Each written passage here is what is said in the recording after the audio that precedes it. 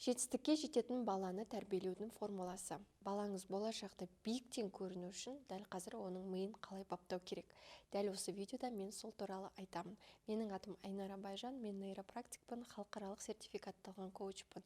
Дәл осы YouTube каналымда мен адамның өмірінің сапасын жақсартатын, миының жұмысын жақсартатын түрлі әдіс-тәсілдермен, жақсы білімдермен бөлісіп отырамын. Сондықтан менің парақшама жазылып, осы видеоға лайк басып, поделиться басып қойыңыз. Сол кезде мен шабыттанып, одан сайын көп контент түсіруге мүмкіндік аламын. Бір-бірімізге осылай пайдалы болсақ болады. Ал енді баланы қалай жетістікке жететін адам етіп тәрбиелейміз, сол туралы айтайық. Өкінішке орай, жетістікке жеткен адамдар арнайы формуламен жетпеген. Яғни жетістікке жетудің ешқандай формуласы жоқ. Бірақ мен селебритилардың, олимпиада чемпиондарының, өмірде үлкен жаңалық ашқан, үлкен жетістікке жеткен танымал адамдардың өмір баянын, олардың ата-аналары туралы оқығанды жақсы көремін. Оларға тән мен бірнеше қағиданы біліп алдым. Және де Ресейде нейробиолог маман бар, Татьяна Черниговская деген. Сол кісінің лекцияларын тыңдау арқылы бірнеше баланың миына әсер ететін факторларды білдім. Сол туралы айтайын. Бір жағынан мен бұл тақырыпты нақты әлі зерттеушімін. Шорт кесіп, мынадай былай тәрбиелеу керек, былай тәрбиелеу керек деп айта алмаймын. Себебі мен әлі ондай балаларды өсіргенім жоқ. Өзімнің 3 балам, алдыңғысы 9-да, кішісі 4-те, ортаншысы 7-де. Олардың да әзірге жетістіктері домбырадан жаңа күй үйренуі, мектептен жақсы баға алып келуі, есіктің алдында аяқ киімді жинауы, кейде қоқысты төгуі деген сияқты жетістіктеріне әзірге қанағат етіп отырмыз. Енді олар әлі кішкентай ғой. Болашақта қандай бала болып өсетінін бірге көре жатармыз, Құдай қаласа. Татьяна Черниговская айтады: ең бірінші ата-ананың баласы үшін жасайтын үлкен міндеті баланы түсіну. Егер сіздің балаңыз музыкаға тым қабілеті жоқ, керісінше бойында энергиясы тасып, спортқа барғысы келіп тұрса, бірақ сіз өзіңіз түсінбей, өзіңіздің қалауыңыз үшін оны музыкаға таси беретін болсаңыз, сіз балаңыздың болашағына балта шауып жатырсыз. Немесе балаңыздың спортқа түк ебі жоқ, ол интроверт, үйде отырғысы келе береді, басқа нәрсемен шұғылданғысы келеді, өзімен қалғанды жақсы көреді.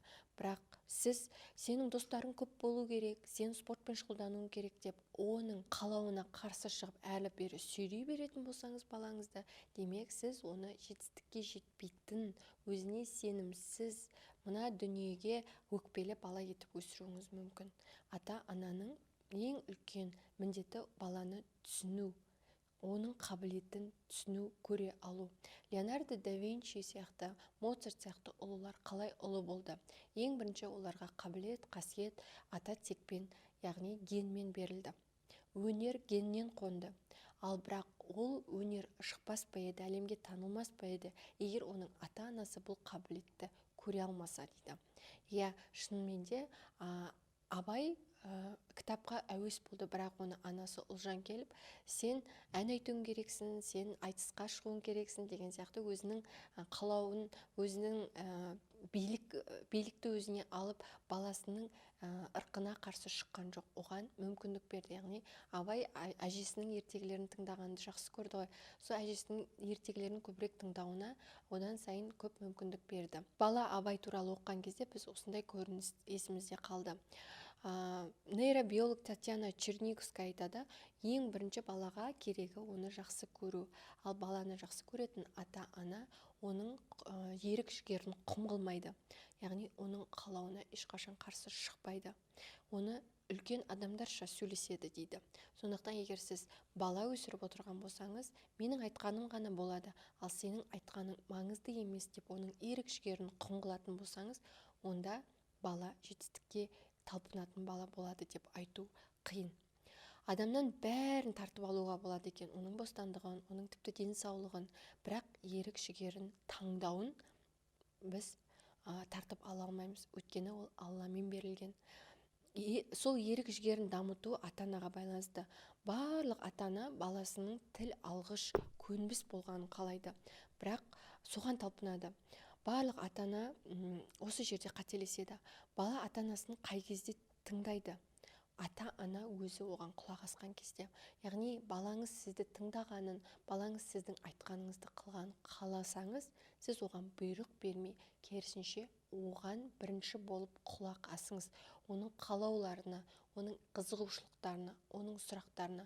Әдетте 8-9 жастағы бала өмірді, айналасын, әлемді енді танып зерттеп келе жатқанда өте көп сұрақ қояды. Кейбір сұрақтары қисынсыз, кейбір сұрақтары бізге тым тупой болып көрінуі мүмкін, бірақ сонда да сол сұрақтарына құлақ асып, ерінбей тыңдап және жауап беретін болсақ, сондай бала ата-анасының айтқанын тыңдайтын, тыңдап өсетін бала болады екен. Көп ата-ана осы жерде мына нәрсеге мән бермейді. Ой, бала ғой, бала не біледі дейсің?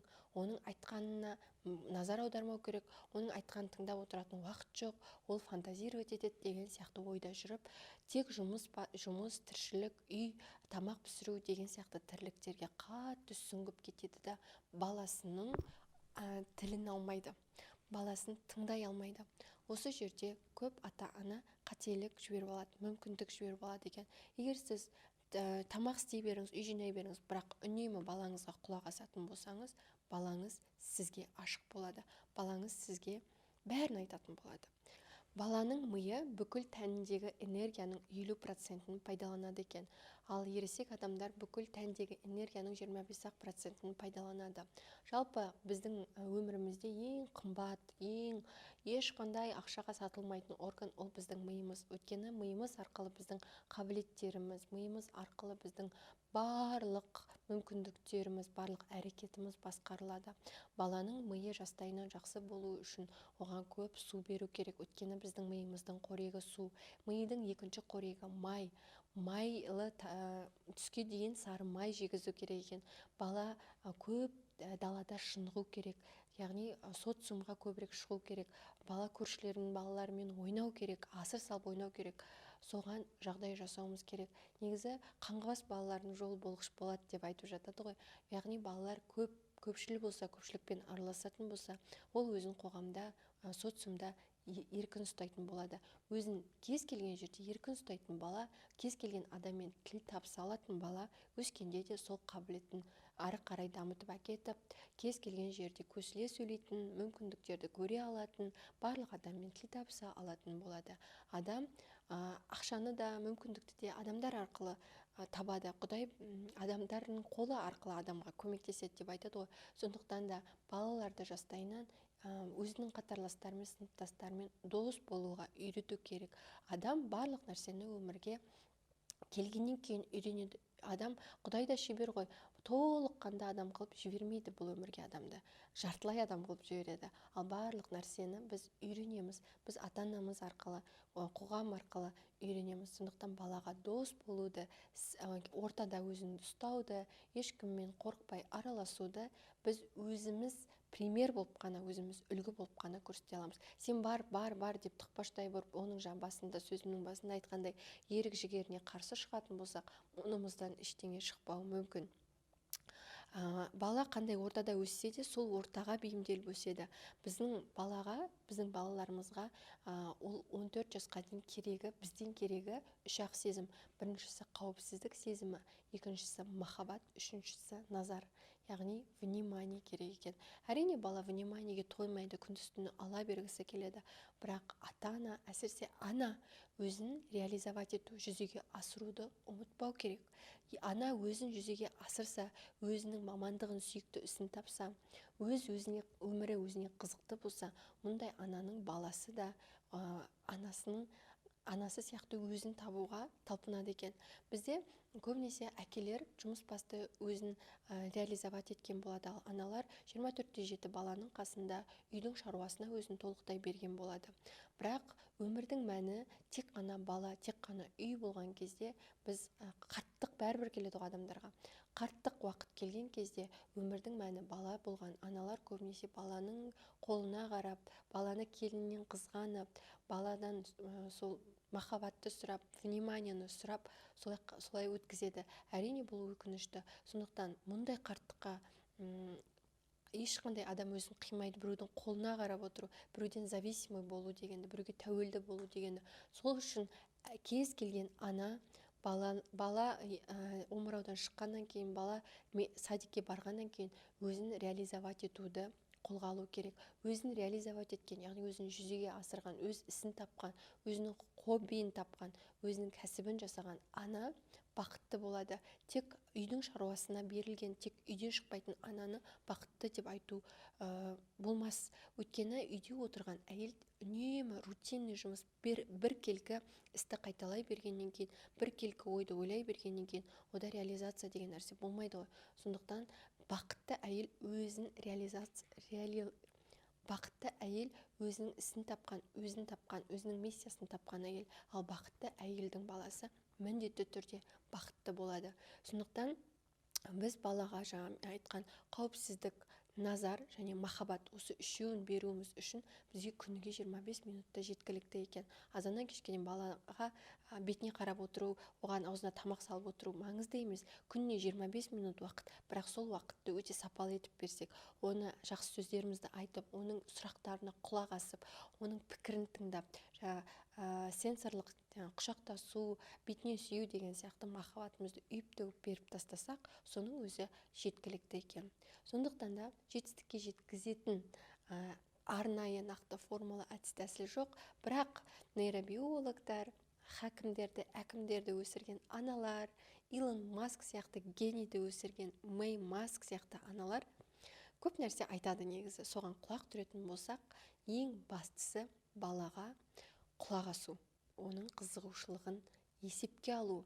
Тек өзіміздің қызығушылықтарымызды балаға танып бермеу, балаға тұлға деп қарау жастайынан, балаға қауіпсіздік сезімін беру, махаббатты беру және де назарды беру. Осының барлығын тағы да дұрыстап тыңдап алсаңыз, көп нәрсені түсінесіз. Бала көргенін істейді, бала айтқанды істемейді дейді. Шынымен де, егер сіз өзіңіздің өміріңізді үнемі сапалы етіп жасауға тырысатын болсаңыз, балаңыз да сапалы өмірге ұмтылатын болады. Сіз кітап оқысаңыз, балаңыз да кітап оқитын болады. Балаға кітап оқы десеңіз, ол оқымайды, бірақ сіз оқысаңыз, бала да көргенін істейді. Егер сіз өзгеруді неден бастаймын деп жүрсеңіз, мен сізге медитация жасаудан бастаңыз деп айтқым келеді. Медитацияны қалай дұрыс жасайды, неден бастайды, қандай медитация шынымен өмірді өзгертеді, денсаулықты жақсартады, материалдық игіліктерді өмірге әкеледі. Сол туралы менің небәрі 3000 теңге тұратын интенсивіме қатысуыңызға болады. Ол үшін төменде мен сілтеме қалдырып кетем, сол сілтемеге өтсеңіз болады.